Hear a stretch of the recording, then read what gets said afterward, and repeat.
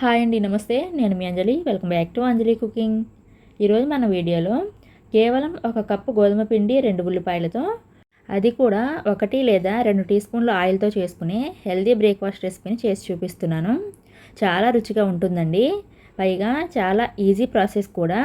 తక్కువ ఆయిల్తో చేసే హెల్దీ రెసిపీ కాబట్టి బ్రేక్ఫాస్ట్ టైంలోనే కాదండి, డిన్నర్లో కూడా తినేయొచ్చు.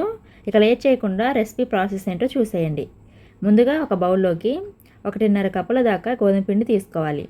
నెక్స్ట్ ఇందులో 1/2 టీ స్పూన్ దాకా ఉప్పు, 1/2 టీ స్పూన్ దాకా వాము, అలాగే 1 టీ స్పూన్ ఆయిల్ వేసుకొని ఇవన్నీ కూడా బాగా మిక్స్ అయ్యేలాగా చేత్తో బాగా మిక్స్ చేసుకోవాలి.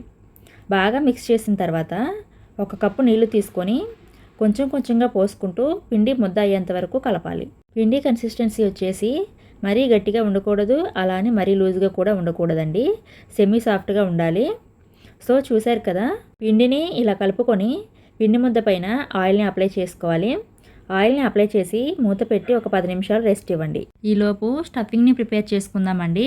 అందుకోసం ఒక 2 మీడియం సైజు ఉన్న ఉల్లిపాయల్ని ఇలా సన్నగా కట్ చేసుకోండి.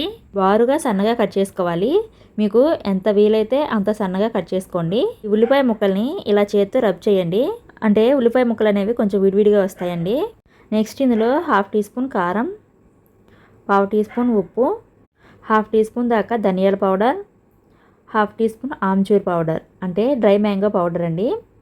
Next 1/2 teaspoon chaat masala, అలాగే 1 ఇంచు అల్లాన్ని పైన పొట్టు తీసేసి ఇలా చిన్న చిన్న ముక్కలుగా కట్ చేసుకొని వేసుకోండి. నెక్స్ట్ 1 టీ స్పూన్ దాకా బొంబాయి రవ్వ వేసుకోండి. ఇది వేయడం వల్ల ఉల్లిపాయలో ఉండే తేమంతా పీల్చుకొని చక్కగా ఉల్లిపాయలు పొడి పొడిలాడుతూ వస్తాయండి. 1 టీ స్పూన్ శనగపిండి, అలాగే 1/2 కప్పు దాకా సన్నగా తరిగిన కొత్తిమీర వేసి బాగా కలపండి. బాగా కలిపిన తర్వాత ఇప్పుడు మనకి స్టఫింగ్ అయితే తయారైందండి. సో దీన్ని పక్కన ఉంచండి. ఇప్పుడు మనం ఇందాక కలిపి పెట్టుకున్న గోధుమ పిండిని తీసుకొని, సో చూసారు కదా, 10 నిమిషాలు నానపెట్టడం వల్ల పిండి సాఫ్ట్గా అయ్యింది. అయితే మళ్ళీ ఒకసారి పిండిని బాగా నీట్ చేయండి. బాగా నీట్ చేసిన తర్వాత ఇప్పుడు ఈ పిండిని 3 పిండి ముద్దలుగా డివైడ్ చేసుకోండి. మనం తీసుకున్న పిండి క్వాంటిటీకి అయితే ఒక 3 పిండి ముద్దలు అయితే చేసుకోండి. అంతకన్నా తక్కువ అయితే చేయొద్దండి.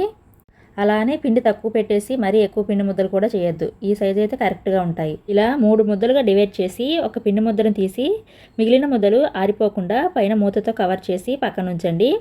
ఇప్పుడు చపాతీ పీట పైన కొద్దిగా పిండి చల్లుకొని పిండి ముద్దను పెట్టి పైన కూడా పిండి చల్లుకొని చపాతీలాగా రోల్ చేసుకోవాలి. మరీ మందంగా కాకుండా అలానే మరీ పలచగా లేకుండా మీడియంగా రోల్ చేసుకోండి. రోల్ చేసిన తర్వాత బటర్ని కానీ ఆయిల్ని కానీ లైట్గా అప్లై చేసుకోవాలి. ఇప్పుడు మనం ఇందాక స్టఫింగ్ని తయారు చేసి పక్కన ఉంచుకున్నాం కదా, అది ఈ చపాతీ పైన పెట్టుకోవాలి. ఇలా చపాతీ అంతా స్టఫింగ్ని పెట్టేసిన తర్వాత ఇక్కడ నేను చూపిస్తున్న విధంగా చపాతీని రోల్ చేసుకోవాలి. ఇలా మొత్తం రోల్ చేసిన తర్వాత లైట్గా చేత్తో అద్దండి. తర్వాత ఇలా ఒక చాక్తో ఇక్కడ నేను చూపిస్తున్న విధంగా మధ్యలోకి కట్ చేసుకోవాలి. సో ఇలా కట్ చేసుకున్న తర్వాత ఇలా చుట్టుకోవాలండి. అంటే మనం కట్ చేసిన వైపు పైకి రావాలన్నమాట. సో ఇలా కట్ చేసిన వైపు పైకి ఉండేలాగా రోల్ చేసి ఇలా పైన చేత్తో అద్దండి. ఇలా అద్దడం వల్ల స్టఫింగ్ అనేది బయటికి రాకుండా ఉంటుందండి.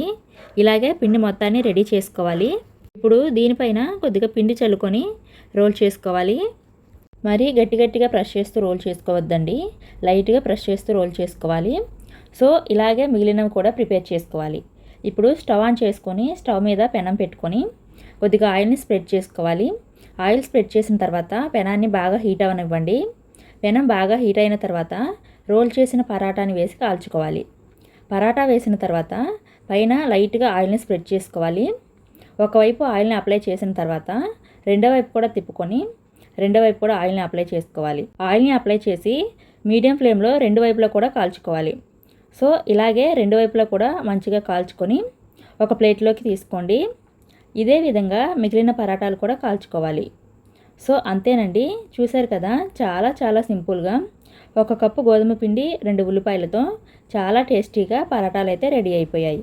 సో మీరు కూడా తప్పకుండా ట్రై చేయండి, చాలా బాగుంటాయి.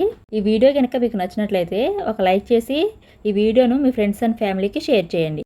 అలాగే ఇలాంటి మరెన్నో టేస్టీ రెసిపీస్ కోసం వెంటనే మా అంజలి కుకింగ్ ఛానల్ను సబ్స్క్రైబ్ చేసుకోండి. Thank you for watching.